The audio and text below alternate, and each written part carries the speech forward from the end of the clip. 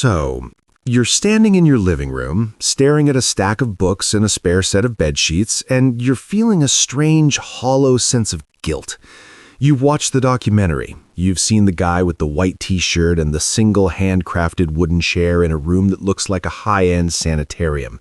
He looks so peaceful, doesn't he? He tells you that less is more and that by discarding your physical burdens, you're ascending to a higher state of consciousness. It sounds like a spiritual awakening, right? It sounds like the ultimate middle finger to consumerism.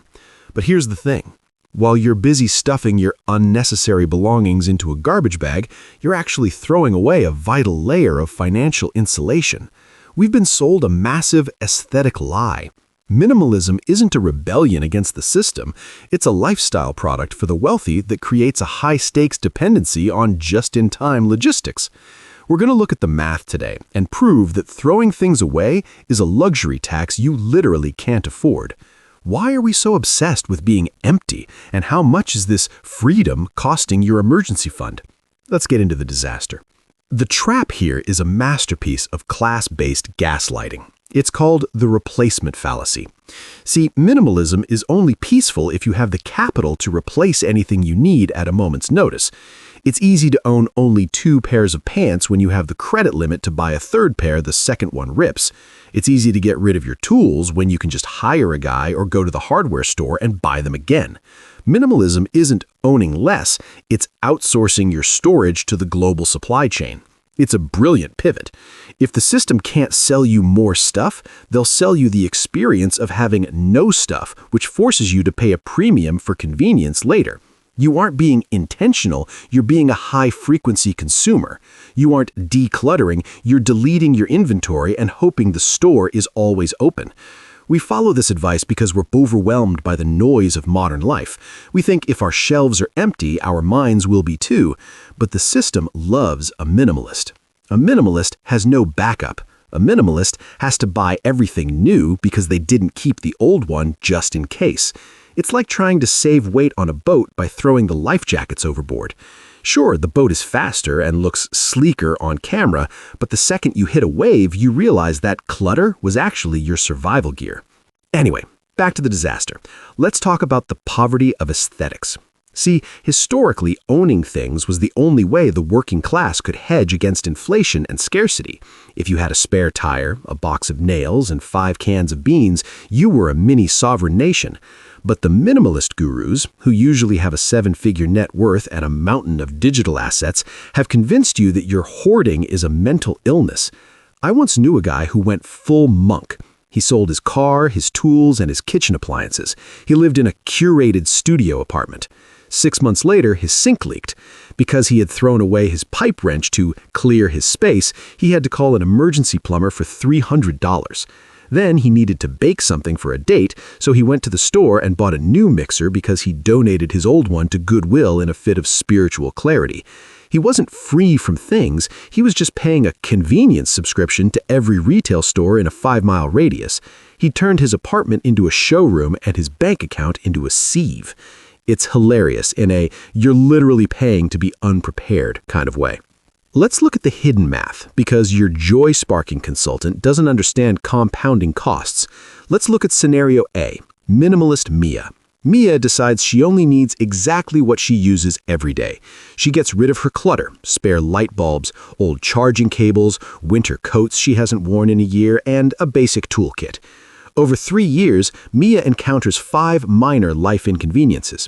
She needs a specific cable, $20, a heavy coat for an unexpected trip, $150, a screwdriver set, $30, and a bulk pack of household essentials she now has to buy individually at a premium price because she hates bulk storage, $200 extra over time. Mia has spent $400 to rebuy her own life. Now let's look at scenario B, Prepared Paul. Paul has a messy closet. It's organized, but it's full. He has the cable, he has the coat, he has the tools. He spends $0 on these emergencies. If Mia does this every 3 years for 30 years, she's flushed $4,000 down the toilet for the sake of visual peace. But it's worse than that. By not having backups, Mia is forced to shop more frequently. Every trip to the store is an opportunity for impulse spending. Paul, by having what he needs, stays out of the marketplace. The cost of Mia's minimalism isn't just the $4,000, it's the thousands of hours and dollars lost to just-in-time living. Paul's clutter is actually a tax-free, inflation-proof, high-yield savings account. To illustrate how this plays out, let's look at Toby. Toby is the king of the minimalist aesthetic lie. Toby lives in a tiny house that cost $100,000 to build, which is basically a very expensive shed with a loft. Toby talks about living simply, but Toby's life is incredibly complex. Because he has no storage, he has to go to the grocery store every single day. He spends more on gas and high-priced small-batch food than a family of 4 spends at Costco. Toby is 34 and no physical equity. He thinks he's light, but he's actually fragile.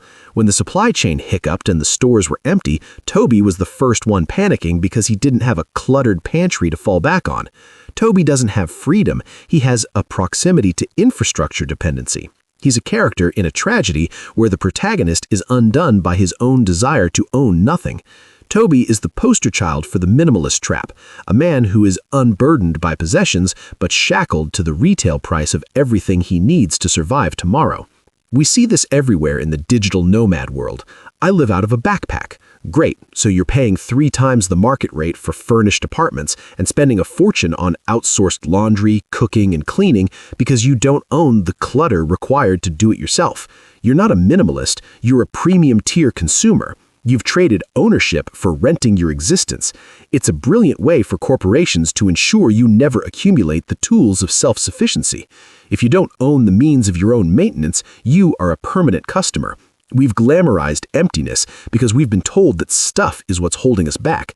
But stuff is also utility. Stuff is resilience. Stuff is not having to give Jeff Bezos $20 every time a light bulb burns out. So, what's the reality check? It's going to be a crowded garage, but here it is. Stop trying to look like a museum and start acting like a warehouse. Real financial freedom is having a low-velocity life. It means owning the things that allow you to stay away from the store. The most radical thing you can do in a minimalist economy is have a junk drawer that actually saves you a trip to the mall. Actionable minimalism isn't about getting rid of things, it's about never buying things you don't need in the first place and keeping the things that provide long-term utility. The alternative is to embrace functional abundance. Have the spare parts, have the bulk rice, have the ugly old coat. True peace isn't found in a white room. It's found in the security of knowing that if the world stops for a week, your life doesn't. Think about the freedom you feel when you throw something away. Is it freedom, or is it just a brief hit of dopamine followed by a long-term increase in your cost of living? That clean slate feeling is a trap. The world wants you to be empty so it can fill you back up at a 300% markup. You can be a deep, thoughtful person while owning a set of jumper cables and a box of old buttons, and it's a lot more enjoyable when you aren't staring at a blank wall wondering why you're so peaceful and yet so broke. The minimalism trap is just consumerism with an ego filter. It's the idea that your identity is found in the absence of things. If you want to actually be free, own the tools of your own survival. Build a life where you're not dependent on the next-day delivery of your basic needs.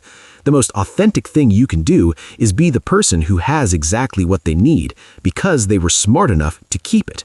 Don't trade your resilience for a minimalist aesthetic and a story about letting go. Most people who let go of everything eventually find out that everything is surprisingly expensive to rent back. Your minimalist haven is actually a consumerist heaven. Stop clearing your shelves and start securing your future.